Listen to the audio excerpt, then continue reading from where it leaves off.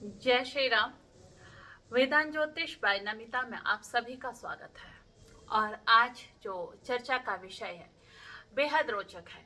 पता है, मैं आप लोगों को जो ज्योतिष के बारे में जानकारी देती हूँ, मैं चाहती हूँ कि आप ज्योतिष में ना खुद ग्रहों को समझें, ग्रहों की एनर्जी को समझें, हमारे ग्रह हमसे क्या कहते हैं, हम किसी के बेवकूफ बनाने पर ना आए। इसलिए मैं ज्योतिष प्लस इसका आध्यात्म और ज्योतिष साइंस को मिलाकर आपसे बात करती हूँ। ज्योतिष अपने आप में पूरी तरह से साइंस है और ये ग्रह ना हमारे अंदर हमारी एनर्जी को क्रिएट करते हैं। आज मैं आपको जो बताने जा रही हूँ वो जा रही हूँ युति यानी कि कंजक्शन और दृष्टि एस्पेक्ट, जब दो लोग आपस में देखते हैं। अब मैं आपको जो ज्योतिष बताती हूँ ना, इसलिए आसान तरीके से इसको व्यवहारिक और लोक जीवन में जोड़कर बताती हूँ। क्लासिक बुक्स आप उठाकर पढ़ेंगे तो आपको वही जो पुरानी चीजें हैं वही आप सुनेंगे और वही आपको पता लगेगा और समझ में कुछ ही नहीं आता है। फिर आप जाकर अपनी कुंडली दूसरों के पास लेकर भागते हैं, फिर वो आपको कुछ रत्न पहना देते हैं, फिर आपको लगता है कि मेरा ब्रह्मांड का इतना ग्रह एक मेरे रत्न ने ठीक कर दिया। ठीक है, तो चलिए, अगर आपने अभी तक मेरा चैनल सब्सक्राइब नहीं किया है तो आप सब्सक्राइब कीजिए, क्योंकि यहाँ पर आपकी जो ज्योतिष से संबंधित भ्रांतियां है ना वो खत्म होती हैं। एक चीज, दूसरी चीज है कि आप ज्योतिष को मैं खुद ही ग्रहों को देखना समझते हैं, और तीसरी चीज है कि आपका ना अंधविश्वास कम होता है, आप ठगे नहीं जाते हैं। इसलिए इस चैनल को सब्सक्राइब कीजिए। मेरे अन्य वीडियोस भी आप इसके लिंक इसके डिस्क्रिप्शन में देख सकते हैं, और प्लेलिस्ट है ज्योतिषी चर्चा में, मेरी जितने भी प्लेलिस्ट के ग्रह हैं वो मेरी ज्योतिषी चर्चा में है। तो चलिए चलते हैं। सबसे पहले हम बात करते हैं कि कंजक्शन युति कहते किसको है। जनरली लोग युति का मतलब समझते हैं कि जब दो ग्रह एक ही हाउस में होता है, एक ही घर में होता है, वो युति होती है। युति यानी कि माना एक ग्रह आपके सिंह राशि में है। सिंह राशि यानी कि आपके अभी तक वो, मैं मेष लग्न की कुंडली का एक बार मैंने कालपुरुष की कुंडली ही ले रखी है, मेष लग्न की कुंडली। माना कि आपके कर्क राशि में सूर्य था, अब सूर्य निकल कर चले गए हैं कहा, आपके सिंह राशि, अपने राशि में चले गए, वो है एक अंश के। ठीक हो गया। अब वहां पर जो है दूसरे ग्रह पहले से ही है, मंगल माना, सपोज मंगल है, मंगल वहां पर 29 अंश के हैं।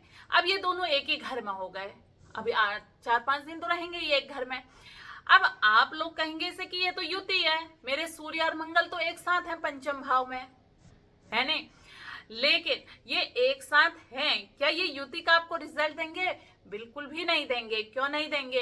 अब अगर जिसके सूर्य मंगल पंचम में एक साथ होंगे, अब देखो दो चीजें होंगी, काल पुरुष की कुंडली में मंगल लग्नेश भी हो गया और मंगल अष्टमेश भी हो गया, है ना, और सूर्य क्या हो गया, उसी भाव की राशि का स्वामी हो गया। अब ये दोनों अगर क्लोज कंजक्शन में आएंगे तो पता है क्या होगा, ये बच्चा जो है ना, ये पढ़ाई में तो बहुत अच्छा होगा, लेकिन इसका ब्रेक होगा पढ़ाई में। अब अगर ये क्लोज कंजक्शन में नहीं है, देखो कितना अंतर होता है। कई बार हम लोग कहते हैं कि अरे इसका रिजल्ट तो ऐसा होना था लेकिन ऐसा नहीं हुआ, क्यों नहीं हुआ? अब अंतर क्या है, अब यहां से सूर्य निकल कर गया एक अंश में, वो कहाँ है, वो अपने घर में अभी एंट्री कर रहा है। ठीक हो गया। अब दूसरा जो मंगल था वो उसके घर से निकल गया, पहले ही निकल गया, निकलने वाला है, यानी कि वो दूर चला गया। तो अब उसकी कोई हेल्प कर सकता है वहां पर जाके? नहीं कर सकता, वो उसको प्रभावित ही नहीं कर सकता है, 29 अंश पर है, कैसे प्रभावित करेगा? ठीक। लेकिन यही मंगल सूर्य अपने घर में पहले से ही है, कितने अंश में है, माना 10 अंश में है। अब यही मंगल आ रहा है, ये मंगल है आपके 12 अंश में या 8 अंश में। अब अगर ये 18 या 20 अंश में है तो भी घर के अंदर है, इतना माना जाता है। लेकिन जब ये 10 अंश में सूर्य है, 12, 13, 14 अंश के आसपास में मंगल है, तो सपोज एक ही घर के अंदर ये दोनों एक कमरे में हैं। अब यहाँ पर सूर्य को कोई परेशानी होती है तो पता है, सूर्य को कोई परेशानी हो रही है तो कौन देख रहा है उसको? मंगल देख रहा है। मंगल को कोई परेशानी हो रही है तो सूर्य देख रहा है। इसको कहते हैं युति, एक दूसरे को देखना। अब ये युति अगर शत्रुओं में हो गई, माना सपोज यहाँ पर सूर्य के साथ शुक्र है, शुक्र पहले ही दूर चला गया, तो ये ना नुकसान नहीं करेगा सूर्य को। लेकिन ये कंजक्शन में आ गए कितने अंश पर, 12-13 अंश के आसपास में कंजक्शन में आ गए, यानी कि 8 से 10 डिग्री के क्लोज कंजक्शन में आ गए, तो ये फिर एक दूसरे को प्रभावित करेंगे। फिर तो सूर्य भी शुक्र को जलाएगा, उसको अस्त करेगा। और ऐसे ही शुक्र भी अपना प्रभाव सूर्य में डालेगा। अब ये क्या हुआ, अब जब एक कमरे में रहेंगे दोनों तो एक दूसरे को नुकसान भी पहुंचा सकता है। नजदीक की युति में यही होता है, मित्र मित्र की युति हो तो बहुत अच्छा देते हैं। इसको ऐसे ही समझिए कि आपके घर में कोई मित्र आ गया, आपका बहुत फास्ट फ्रेंड आ गया, तो आपको बहुत अच्छा लगता है। फिर आपको उस बीच में कोई माना दिक्कत आ गई तो वो मित्र आपके लिए तत्पर रहता है मदद करने के लिए। ये दो अच्छे ग्रहों के मित्रता हो गई। अब सपोज यहाँ पर को आपका कोई आपने किसी को उधार देने वाला या उधार मांगने वाला घर में आ गया, क्योंकि हम जब किसी को उधार देते हैं बहुत लंबे समय तक पैसा नहीं आता तो वो क्या बन जाता है, वो शत्रु बन जाता है। अब वही आ गया हमसे लेने के लिए, या देने के लिए तो कभी भी नहीं आता, लेने के लिए आता है। अब यहाँ पर क्या होगा, हमें अनकंफर्ट फील हो जाएगा, हमें उसका आना अच्छा नहीं लगेगा। तो वहां पर क्या होगा, तू मैं बहस होगी। जब वो घर में उसका क्लोज कंजक्शन आएगा तो उस घर से रिलेशन में आपको दिक्कत आएगी। सपोज आपका चंद्रमा है, अब चंद्रमा पर आपका जो मंगल है वो पंचम भाव का स्वामी है, ठीक हो गया। अब मंगल पहले ही से ही पंचम भाव में है, अब वहां पर चंद्रमा भी आ गया।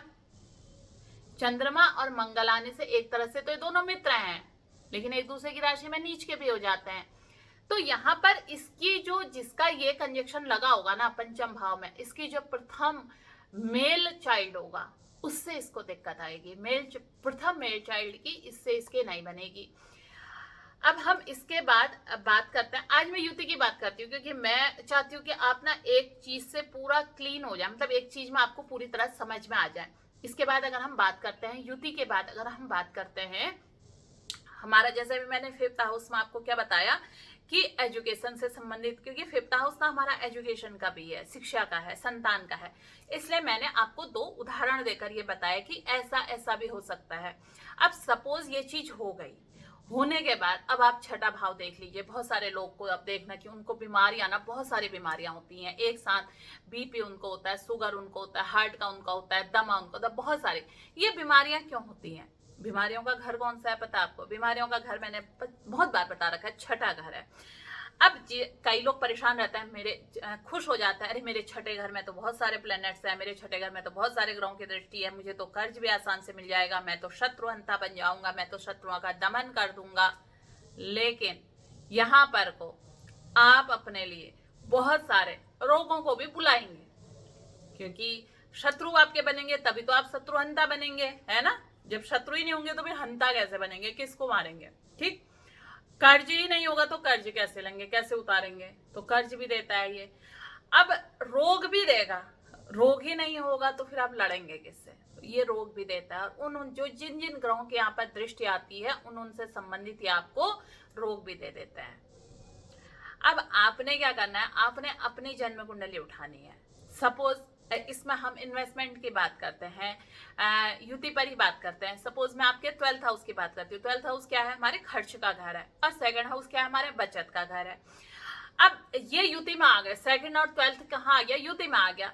अब आप देख सकते हैं कि ये जो 12th और सेकंड की युति आई है ना, ये इसके धन को बर्बाद करेगी या इसके धन को बढ़ा देगी। अब हम ये कैसे देखते हैं? 12वें घर का प्रभाव, 12वां घर क्या है? व्यय।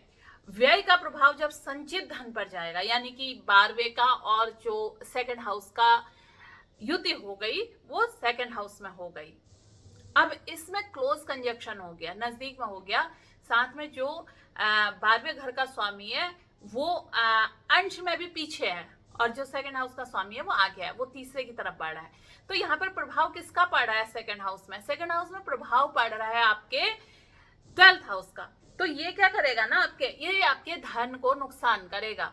लेकिन यही युति में आपका क्या है कि 12वें भाव का स्वामी आगे है और सेकंड हाउस का पीछे है, तो पीछे वाला जो होता है वो नुकसान करता है, आगे वाला कभी नुकसान नहीं करता, क्योंकि हमेशा धक्का कौन लगाता है? पीछे से लगता है। आप व्यवहारिक ग्रहों को ना, जब हम व्यवहारिक लोग जीवन से जोड़कर देखते हैं तो हमें ना सारी चीजें समझ में आ जाती हैं।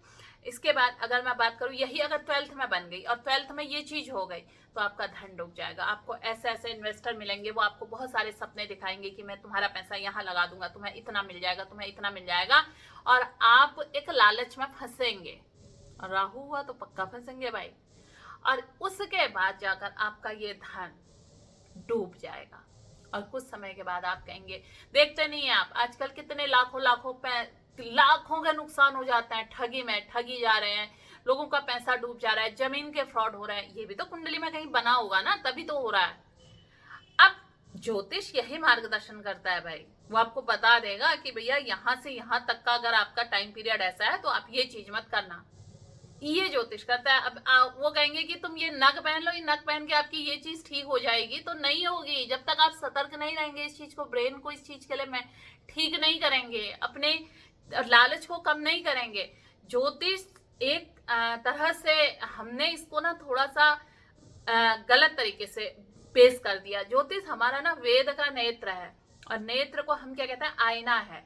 अब आईने के सामने आप जैसे बन के जाओगे वैसा दिखेगा। अब आपने जो चीज थोड़ा सा ड्रेसअप ठीक करना है, बहुत ज्यादा ठीक आप नहीं कर सकते हो, है ना, जो पहना है उसी पर आप थोड़ा ठीक कर सकते हो। थोड़ा आप माना सपोज मैं हूं, मैं थोड़ा सा अपना चीजों को ठीक कर सकती हूँ, बाल इधर के उधर कर सकती हूँ, अपने इस दुपट्टे को ऐसे ठीक कर सकती हूँ, लेकिन मैं इस ड्रेसअप को चेंज नहीं कर सकती आईने के सामने। ये हमारा प्रारब्ध है, समझ गए अब आप। अब इस प्रारब्ध को आप थोड़ा सा दाएं से बाएं, बाएं से दाएं कर सकते हो, और यही हमें बचाता है, पता है, यही हमें बहुत बड़े बचा देता है, ये युति। तो मैंने आपको आज कंजक्शन के बारे में डिटेल से बता दिया है। इसके बाद अगर आपके कितने ग्रह कहाँ कंजक्टेड है, कहाँ एक साथ है, युति में कौन, कोई अंक कोई डिजिट सब भूल जाइए, युति में कौन ग्रह कहाँ है, ये आप मुझे लिखिए, कमेंट बॉक्स में अवश्य लिखिएगा। और फिर मुझसे वहीं आप प्रश्न पूछिएगा कि हमारे ये दो ग्रह यहाँ युति में है, ये हमें क्या रिजल्ट देंगे, मैं आपको बता दूंगी। आपने मुझे ये नहीं लिखना है कि लग्न क्या है, मैं कुछ नहीं पूछ रही, बस युति में कौन कौन ग्रह आपके युति में है ये लिखना। अगर किसी को अपना लग्न पता है तो वो लग्न लिख देंगे तो मेरे लिए थोड़ा और ईजी हो जाएगा उसको बताने में, लेकिन फिर भी मैं युति का आपको स्पेशली बता दूंगी। अब मैं एस्पेक्ट जो दृष्टि है उसका चर्चा मैं कल करूंगी। आज इतना ही, लेकिन एक चीज अवश्य बताइए, अगर आपको ये वीडियो अच्छा लगा तो आप इसे शेयर कीजिएगा, और वीडियो आपने पूरा सुना है तो इसका जो सबसे सुपर अच्छी चीज है ना, कहना कंक्लूजन, पूरे उसका एक निचोड़ जो है वो आपको क्या अच्छा लगा, ये भी मुझे अवश्य बताइएगा। फिर मिलती हूँ एक नई वीडियो में नई जानकारी के साथ, तब तक का आप सभी को जय श्री राम, नमस्कार।